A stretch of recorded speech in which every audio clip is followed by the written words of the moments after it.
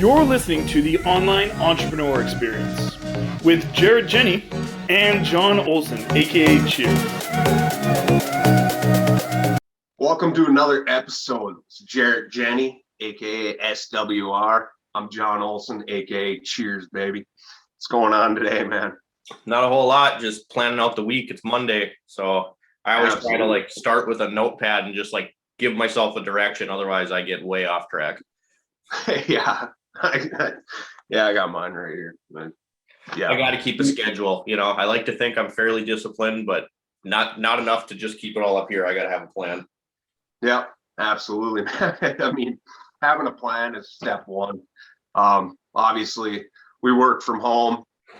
We do whatever we want when we want. If we don't have a plan, we're going to get off track big time. So yeah, even little stuff. I could wake up and do my job in my pajamas if I wanted to, but it's you'd fall way off the bandwagon way too fast doing that. I do my automotive stuff too, but that's the whole reason I don't have one on right now. But that's the whole reason I made shop shirts, because I was like, okay, if I'm gonna be working for myself, I still have to make it in some capacity feel like I'm going to a job, because it'll keep me focused, Yeah, absolutely, man. I totally get that. Like myself, I get up every morning, work out, shower, I have a routine I do, right, in my daily gratitude journal. And then might as well jump right into the subject here. Yeah. Why does a salary keep you down in life, pretty much? Because I think you can talk about this, whether it's salary, whether it's a set hourly wage. And I'm lucky because I've kind of had firsthand experience with this as my time at the Toyota dealership.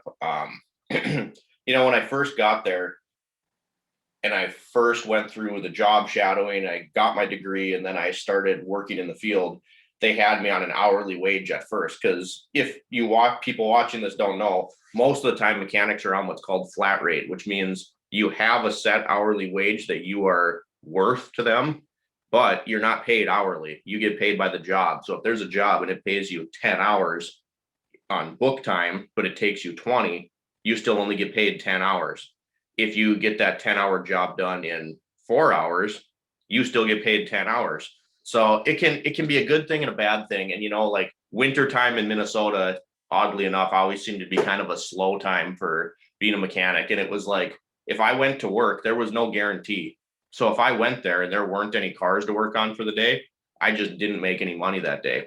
But on the flip side of it, when I first started and they had me just on an hourly salary, it kind of sucked, because it was okay, well, I could completely bust my ass and do 20 cars today, and I'm going to make the exact same money as if I did 5 cars, And so I always felt like I was capped. And even though in a dealership setting, sometimes it was there's not enough work right now, when I was on that flat rate system, it pushed you to work harder and harder, because the harder you worked, if there was work to do, you could make more money. And it kept me hungry. It kept me thinking. It kept me thinking about different possibilities.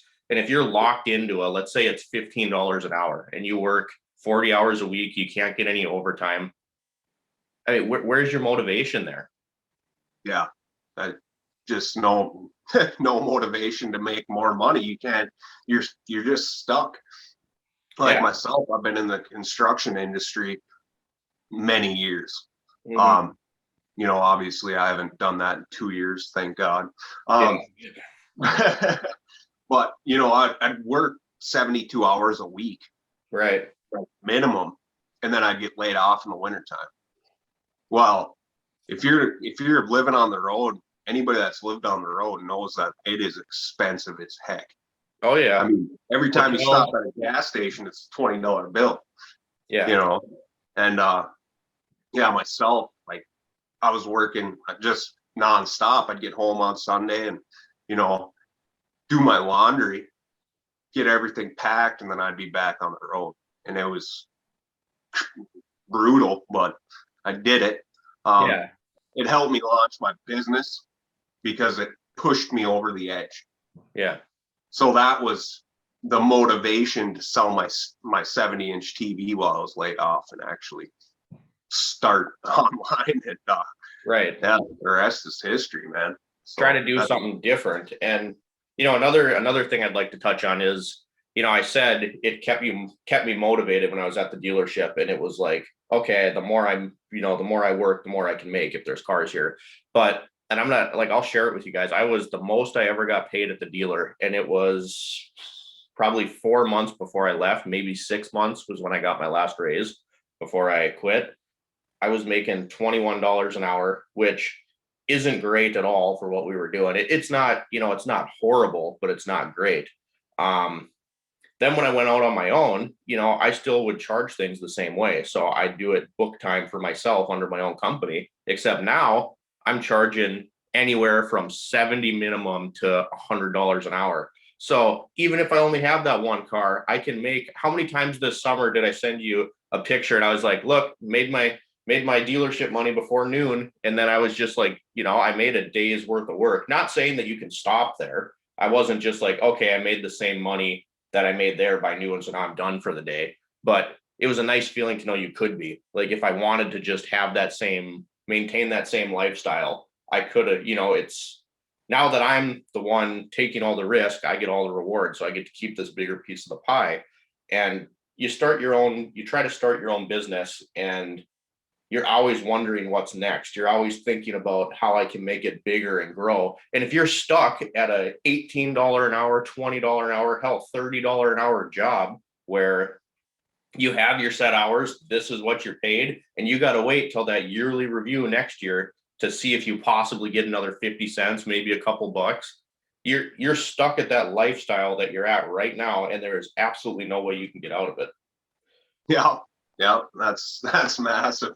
Like, you nailed it there, man. Because little story here. I started at a factory. This was like 5 years ago or something. Well, within 3 months, I became operation manager. No schooling, no nothing. I just worked my ass off. Well, I was making $18.75 an hour as an operation manager. I was running the entire plant. Well, that's unacceptable. So that's why I went back into the construction industry thinking, I'm going to make some more coin. I was like almost 38 something, 38, whatever, but irrelevant, chump change, an hour, and then I was doing, 32 hours of overtime every week, but living on the road, I had to pay for my own hotels, all that. And it's just, you just got to put the shovel down, because no matter what, you're never going to get out of the hole unless if you do something drastically different, like what we do. Yeah. You gotta do something for yourself, Yeah. and Yeah. you talk to any person who's achieved financial freedom, wealth, whatever you want to call it, they're in, they're upper class as far as financial standards go. They'll tell you, if you're trading, if you're exchanging your time directly for money and there's no passive income, you're never going to get out of that hole. Yeah. And that's just the truth of it. And, people, we're wired to actually just be workers. Mm-hmm. Like, that's society. Well, when you break open your mindset and you actually start working in a direction for yourself, that's when financial freedom becomes real, because it's like night and day now. I mean, like, we're both sitting at home just shooting a podcast on a Monday at 10 to 11. Yeah. No, it's great. And I'm not, to keep it realistic for everyone, I mean, it's not easy by any means, and you're going to have, some hard times, and especially at the beginning, it's not going to be easy. It's a lot of work, but if you're willing to weather an early storm and believe in yourself, I mean, anyone can do it. And we've talked about this, but we live in an era where everyone's got a computer in their freaking pocket. I mean, anything that you want to monetize, you can monetize. We got YouTube, we got Instagram, you got TikTok. I mean, whatever you're passionate about, if it's fishing, do a podcast on fishing. Look at Joe Rogan. And I know there's a lot of controversy around him right now, but he gets up does what he loves. I love that guy. I think he's one of the smartest guys on the internet, and he gets to do what he loves, and all he does is exactly what we're doing, and he makes millions. It's like there's no excuse for not chasing your dream. And I understand that people are adults and you might have a family, a husband, a wife, whatever. You have your obligations. Well, how about then? It's going to take some planning. So if I realize not everyone can just say, screw it, I'm quitting my job. But how about on the weekends? Okay. On the weekends, instead of escaping the life that you hate, like right now, why don't you use that time to try to build into something that you really want? Yeah. Moving the needle. Yeah. I mean, that my dad, I don't talk about him much, but he worked so many jobs in his life. He worked at a factory his whole life. And it was like, now he looks back on it and he's like, well, I wish I would have done this, wish I would have done that. Well, that's where I'm actually educating him through my, fun fact. My, Thinking Girl Rich book blew apart because I opened it so much. It's completely ripped in half. But anyway, he's like, I wish I did this, I wish I did that. Well, he's 80 now, 81. But, and I talk to him about everything that I, educate people, yourself to, he knows you. Yeah.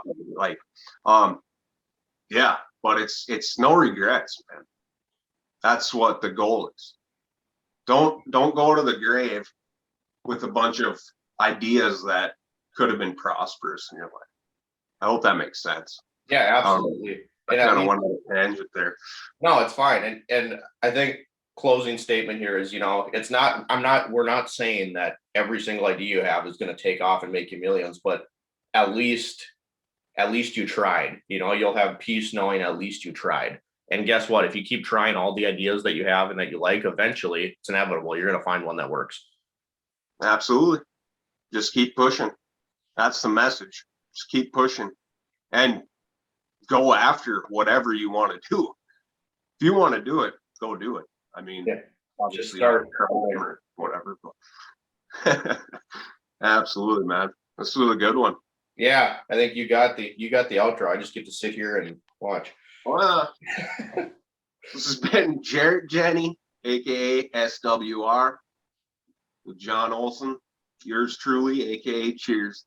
I hope you guys have a blessed day, and we'll see you on the next one. Thanks for tuning into the Online Entrepreneur Experience.